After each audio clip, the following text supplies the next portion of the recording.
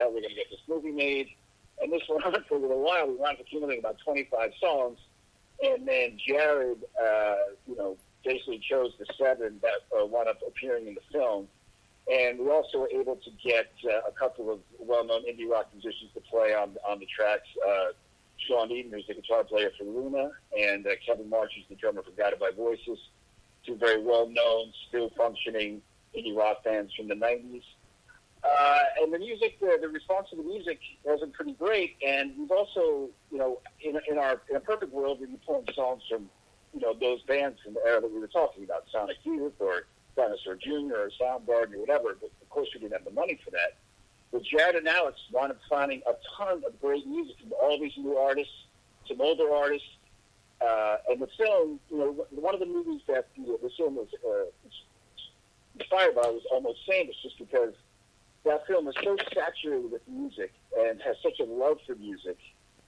And we wanted the film to be the same way. And if you see the film, it is saturated with music, and not only indie music, indie rock music, but an eclectic type palette all over the film. And to me, it's just so exciting that the vision that we had in terms of saturating this film with music actually came to light. And I think we had people who are not even into this kind of music. People like classical music. A friend of ours just came up to him and told him, he's like, I'm a classical music guy. I don't know indie rock treated with a hole in my head, but the music is great in this film. And Jared, I mean, they said Jeff said that you kind of were brought 25 songs, and you were going down to 7. I mean, was that something that what point did you decide those 7 songs? Was it in the editing room? Was it on set? It was a combination of both. Well, we they made the demos, but we needed real songs that like the final versions, final pacing, whatever, so that the performers could play them on screen. So Jeff and Alex and Walter and Casey, who play the bass player and drummer of the Incoherents, they needed to be able to believably perform those songs live. So we needed to know exactly what we were doing and what those songs were. So that was actually kind of a strenuous moment, because we were already shooting. The film was shot over, 4 or 5 sessions, Jeff, over like 6 months or something. Yeah, it was 4 blocks over 5 months. So we had, we maybe like shot already like a third of the film, and we were still sort of in we got to record these songs at some point kind of phase.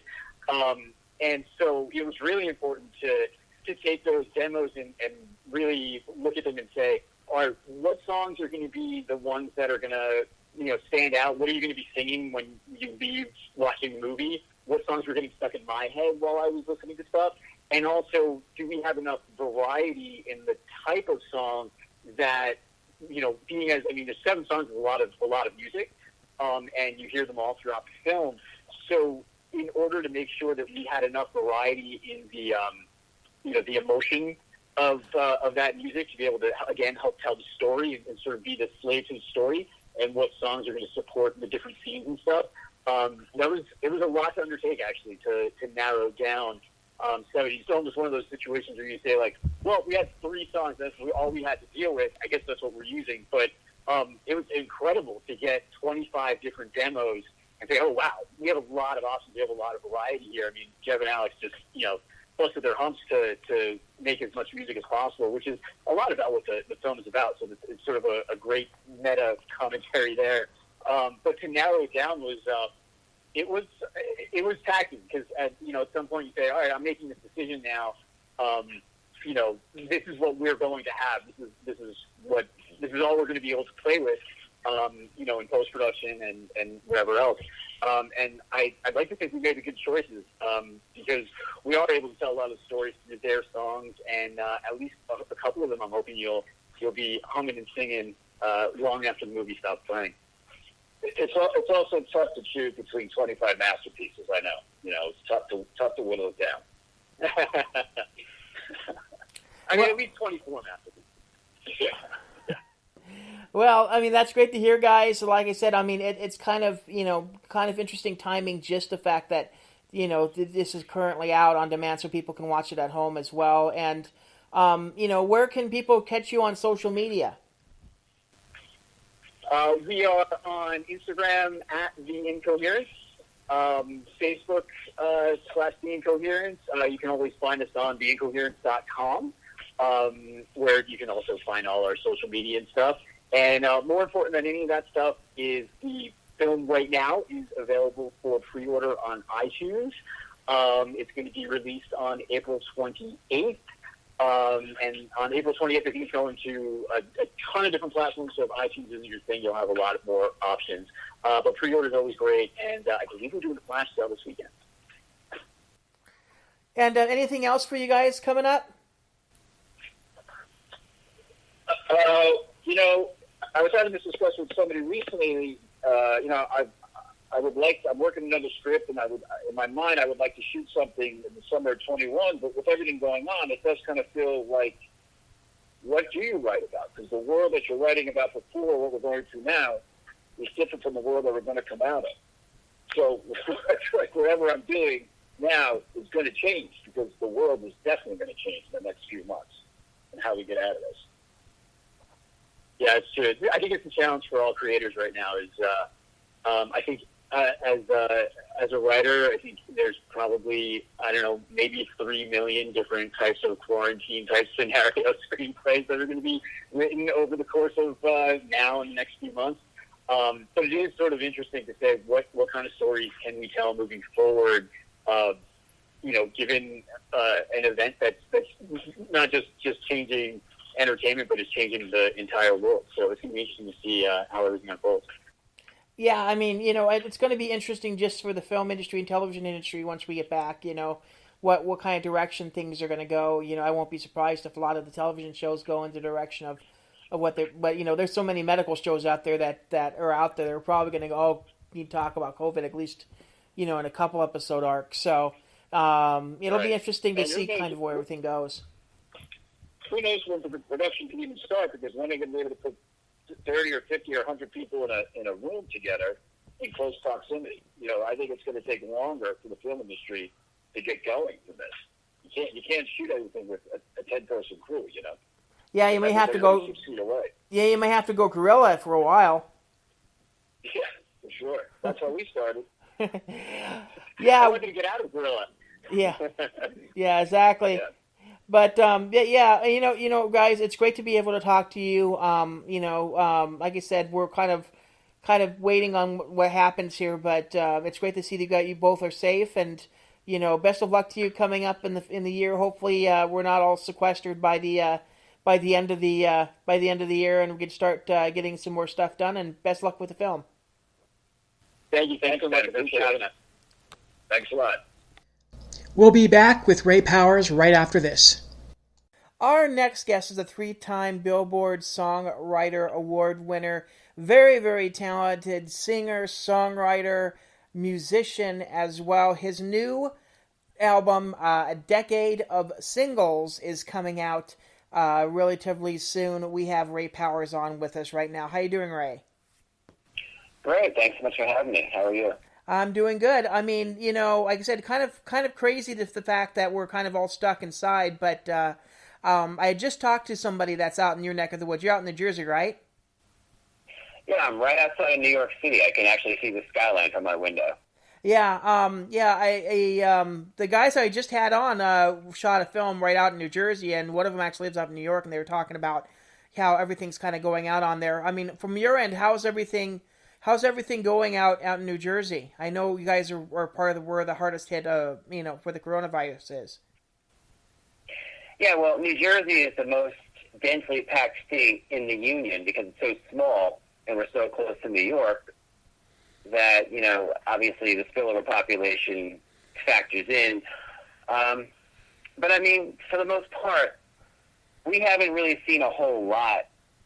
I don't know if it's just, I've just been lucky where I haven't come across anybody, but, we're all just kind of home and hanging out and doing whatever, and I've caught up on a lot of projects. There are some projects that are suffering because I need to be out and about to do them, but, you just kind of rearrange accordingly.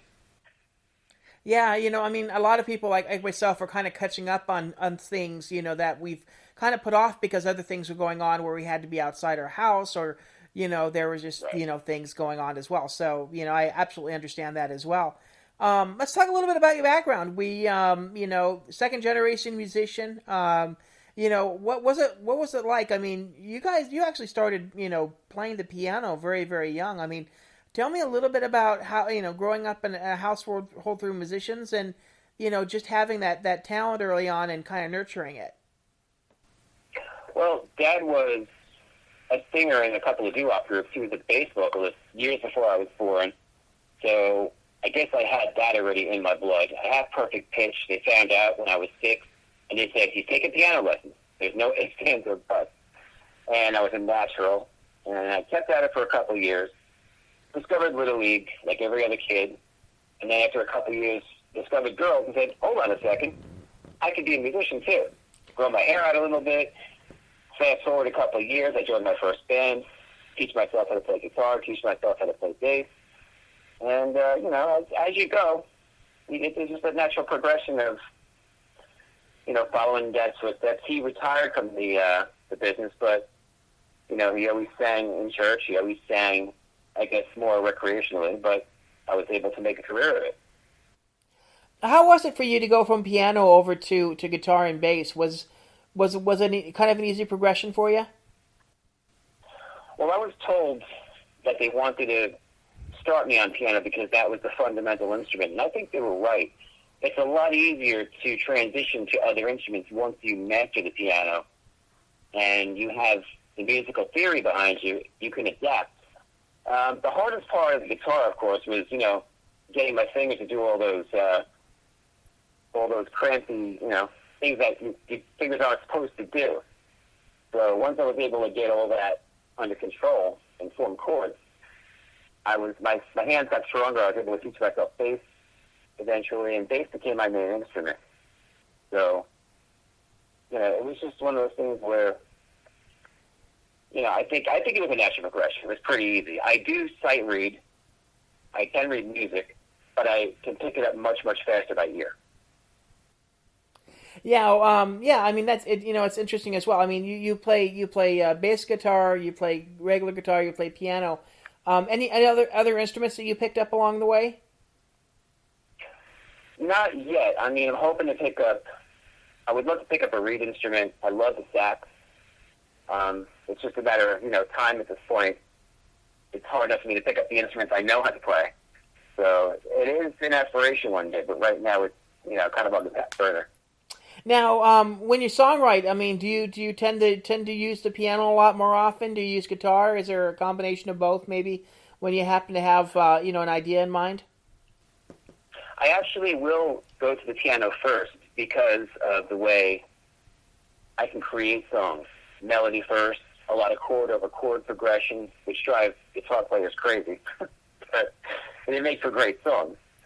And and eventually I'll be able to adapt the bass and guitar parts and everything else. But for me, it does all start on the piano. I find that to be the easiest way to convey an idea, especially musically.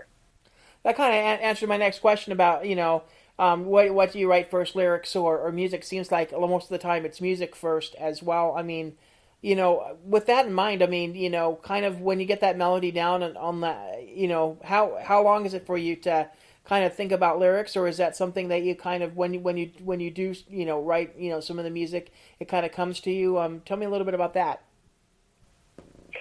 Well, music is overwhelmingly easier for me to write. I could actually take a poem that you give me, and I'd be able to sometimes, if it's going well, read it right down and go, okay, I can hear the music forming.